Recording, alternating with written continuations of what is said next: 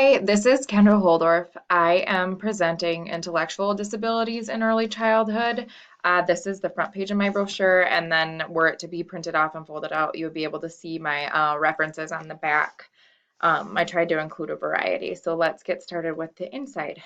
I want to talk about uh, the definition. So according to the American Academy of Pediatrics, as of 2015, the definition, and this includes some of the characteristics of an intellectual disability, is significant difficulties in both intellectual functioning, e.g. communicating, learning, problem solving, and adaptive behavior, everyday social skills, routines, hygienes. So difficulties in kind of those core areas of living and learning. So 1 in 10 US families are impacted, and nearly 6.5 million people in the United States have some level of ID. I believe another statistic per the Center for Parent Information and Resources is 425,000 children, quote unquote, ages 3 to 21, are being served under IDEA in the category of intellectual disability per their 2017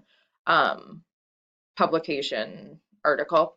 Some of the causes, as you can see, listed complications during pregnancy or birth, health issues, and certain genetic conditions. And so that is really broad, I know. The way that they can all come together. So complications during pregnancy could include mom drinking alcohol. Fetal alcohol syndrome includes itself on the list of things that cause intellectual disability.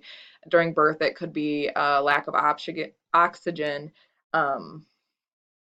or something like that. Health issues, kiddos that get pertussis, aka whooping cough when they're really young, that can cause some intellectual disabilities as well. And then certain genetic conditions, so Down syndrome, for example, falls under that category and can help contribute. And so when we look at the different ages and stages, so birth to 5, I had a lot to say, so it's fairly small font, but I knew I would be talking about it, so I felt okay.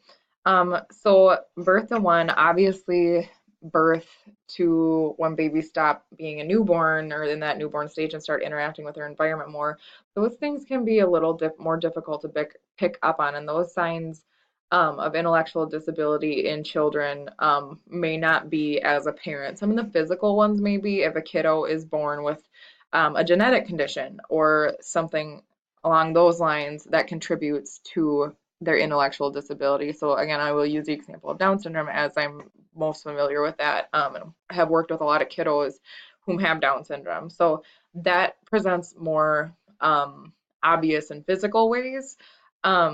Kids might need more sensory or different sensory input. They may need different things than a quote unquote typical baby would need at this point. And so because kiddos cannot be, or it's not reliable to like do the IQ testing on kiddos like really under the age of 4.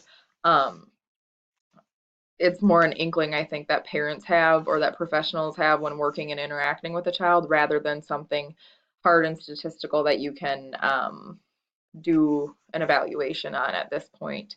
I think the older a kiddo gets, the more data you have to deal with, the more you know the kiddo, the more you can see compared to their typical peers, that they might not be quite as advanced as those peers are. So trouble sitting up.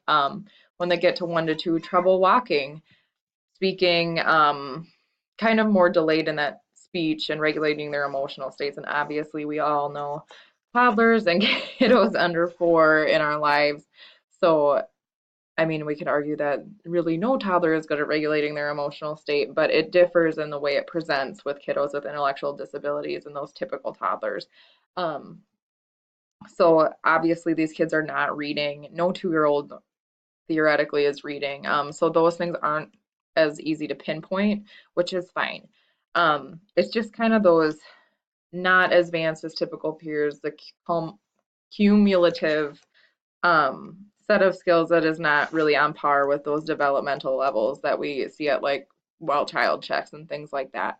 You get 3 to 4-year-olds asserting more independence, and also 2 to 3-year-olds, and their language is developing rapidly. They are seeking out other kids to play with if they're around other kids. And so just seeing differing things and kind of that communicative and social emotional spots with kids. And also when they hit preschool, struggling with those routines, not being able to follow as complicated of directions. So maybe you're giving these kids one word directions when their peers are following like 3 to 4 step directions, that type of thing.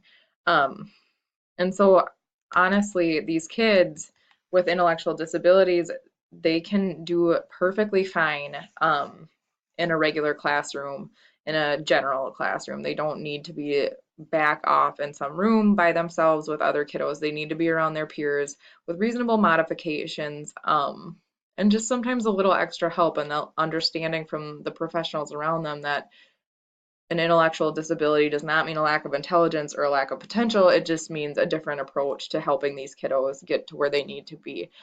Typical services that we would see offered to these kids is birth to three referrals, early intervention, any type of early intervention. I know that's so broad, but getting these kids into 4YK and having them go 2 years in a row rather than just the 1 year or just jumping right into kindergarten.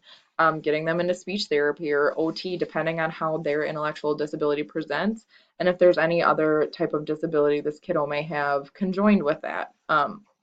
We see a lot of kiddos with Down syndrome that do go to occupational therapy and speech therapy just because of the way that their intellectual disability presents itself. Some resources for parents.